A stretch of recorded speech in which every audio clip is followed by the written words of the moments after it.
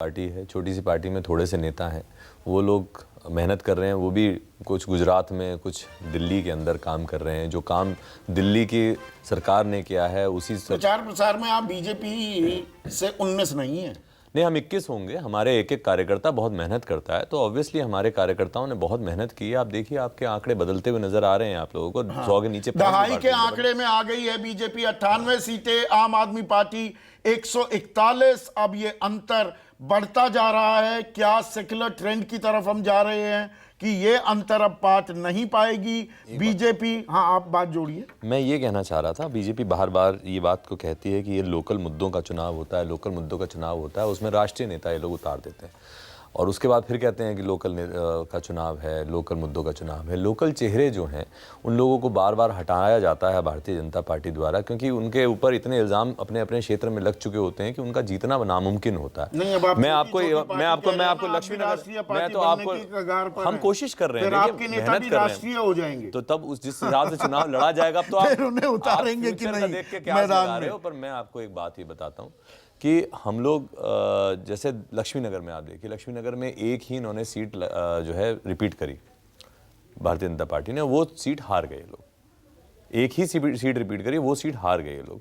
हर बार ये लोग नए लोग लेके आते हैं, नए लोगों के साथ, नए वादों के साथ में आते हैं कि पिछले वाला चोर था, कोई बात नहीं, ये वाला नहीं करेगा। और हर बार 15 साल से ये काम चल रहा था। इस बार मेरे ख्याल से दिल्ली की जनता ने देखा है। अभी यमुना में पानी बहना है। जी जी जी। मुदित अग्रवाल भी मेरे साथ जुड़े हुए हैं।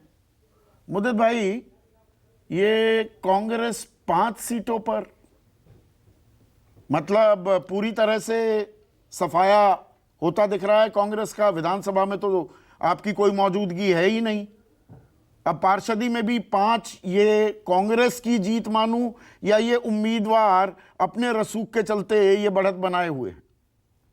देखिए, 2020 में जब असेंबली चुनाव हुए थे, कांग्रेस को सिर्फ 4% वोट मिला था।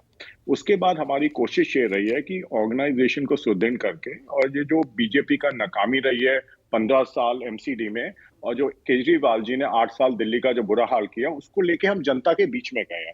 मैं ये देखने में दिलचस्पी ज्यादा है, सीटों से ज्यादा, सीटें आनी चाहिए ज्यादा, मुझे उम्मीद थी, उससे ज्यादा दिलचस्पी मेरी में क्या वो 4% को हम बढ़ा पाए और कितना बढ़ा पाए। अगर हम 12 से 15% वोट ले पाए तो एक सीढ़ी बनेगी आगे हमें काम करने के लिए। देखिए, मुझे ये उम्मीद नहीं थी, मैं आपसे ऑनेस्टली बोलूंगा, मैं एज अ पॉलिटिशियन की तरह बात नहीं करूंगा कि हम ये चुनाव जीत रहे हैं और बहुत ज्यादा सीटें आएंगी। लेकिन हाँ, उम्मीद ये जरूर है कम से कम 12-15% अगर हमारे पास वोट आते हैं तो आगे के लिए एक रास्ता बनेगा कांग्रेस के लिए। देखिए, ये भी सच्चाई है। रास्ता क्या कांग्रेस ने अपने लिए खुद बंद कर दिया? कांग्रेस ने दिल्ली की काया पलट की, 15 साल राज किया। ये फ्लाईओवर, मेट्रो, ये तमाम चीजें कांग्रेस की देन। और पिछले 8 सालों में हालत ये हो गई, आपका बिल्कुल सफाया हो गया। ये दरवाजे क्या कांग्रेस ने खुद ही नहीं बंद किए हैं क्या? देखिए, कभी कभी क्या होता है, जैसे कांग्रेस ने काम, जैसे आपने कहा, कांग्रेस ने काम बहुत किया दिल्ली में, लेकिन कभी कभी कुछ वजह रही होंगी जिसकी वजह से हम हारे, उसका हमने आंकलन किया है। और मुझे लगता है, देखिए, इस बारी मैंने दोबारा से कहा, दोनों पार्टियों ने कुछ काम तो किया नहीं। हाँ, ये भी बात है, जनता हमारी बात नहीं सुन रही अभी, लेकिन हम ऑर्गेनाइजेशन को मजबूती से लेके आगे चल रहे हैं। ऑर्गेनाइजेशन कैसे मजबूत हो रही है? जो आपके अध्यक्ष थे दिल्ली के, जो प्रभारी थे पीसी चाको, वो चले जाते हैं एनसीपी में। आपके प्रदेश अध्यक्ष जो हैं अनिल चौधरी, उनका नाम वोटर लिस्ट में नहीं है। क्या तैयारियां आपने की होंगी? आपका प्रदेश अध्यक्ष, उसका नाम मतदाता सूची में नहीं है। देखिए, ये तो फिर बीजेपी और आप पार्टी से सवाल पूछना चाहिए ना कि वो कांग्रेस के वोट काट क्यों रहे हैं, पहली बात। दूसरा, मैंने आपको दोबारा से कहा, हमारे 4% वोट आए थे 2020 में, वो अब कितने बड़े हैं? मुझे उम्मीद है कम से कम 12-15% अगर वोट टच करेंगे तो आगे एक सीढ़ी बनेगी। नहीं, मेरे सवाल का मर्म समझिए मुदित भाई, कि दिल्ली में लोकसभा चुनाव हो रहे हैं, सोनिया गांधी वोट डालने जा रही हैं, पता लगता है मतदाता सूची में नाम नहीं। ये कांग्रेस पर क्या रिफ्लेक्शन होगी? एमसीडी का चुनाव है, आपके प्रदेश अध्यक्ष का नाम नहीं, वो वोट नहीं दे पाते। इसको आप दूसरी तरीके से देखिए, क्या वजह है हमारे प्रदेश अध्यक्ष का बीजेपी आप पार्टी में से किसने वो वोट कट पाया? क्या ये इस हरकतों पे उतर गए हैं? उनसे भी सवाल उठता है कि आप उनसे क्यों नहीं पूछते, क्या इस लो लेवल राजनीति पे उठ गए कि वोट कट पा रहे हैं? क्या ये बात ठीक है? जिसने काटा सोच समझ के काटा ना वो वोट, इस पे आपका कोई रिएक्शन नहीं है। देना चाहिए ना आपको इसके ऊपर, क्यों कटा मतलब वोट? ये एक चीज बताइए, और मैं यहाँ पर, मुझसे वरिष्ठ हैं, ज्यादा तजुर्बेकार हैं, शीतल भाई, आपने भी चुनावी लड़ाई लड़ी है। चुनाव में आदमी मतदाता सूची उसको वेरीफाई करेगा, री-वेरीफाई करेगा, प्रदेश अध्यक्ष का नाम नहीं, उनको कानू कान खबर नहीं। उम्मीद तो ये की जाती है कि अपने समर्थकों के वो तो भी पूरी सब सूची verify होती है, हो। और वो देखते हैं कि भाई हमारे लोगों के नाम तो नहीं कट गए, अपना तो छोड़िए। हजारों लाखों का करते हैं। हाँ। ये आश्चर्य लापरवाही का है। ट्रेंड है कांग्रेस का, ये बहुत- लापरवाही का बहुत ट्रेंड है, ही- इररिस्पांसिबल मुझे बिहेवियर। भाई इसीलिए मैंने एक वरिष्ठ पत्रकार से भी इस बात की तस्दीक कराना चाहिए।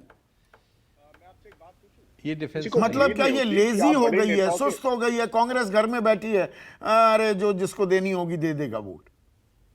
देखिए, ये आपका आंकलन यहाँ पे गलत है। जैसे मैंने कहा, जिसने वोट काटा उससे तो आप कोई सवाल पूछ ही नहीं रहे हैं कभी। चलिए, हमसे आपने सवाल पूछा, उनसे भी पूछ लीजिए क्यों काटा। क्या किसी और की जवाबदेही नहीं है उसके अंदर? देखिए, बड़ा आसान है कांग्रेस को गालियां देना, वो तो आदत आजकल फैशन बन गया है। लेकिन साथ नहीं, साथ अब जहां ये सवाल गालियां पूछना चाहिए, कहां वहां से भी हो पूछिए। गई? अगर तीखे सवाल पूछे जाए आप उसे गाली के तौर पर पूछिए, ले मेरे को रहे तो हैं। कोई दिक्कत नहीं है, पूछिए तीखे सवाल, मैं तो सारे जवाब दे रहा हूँ।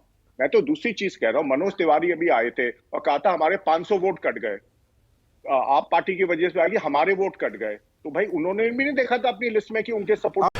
नमस्कार, मैं हूं मानक गुप्ता।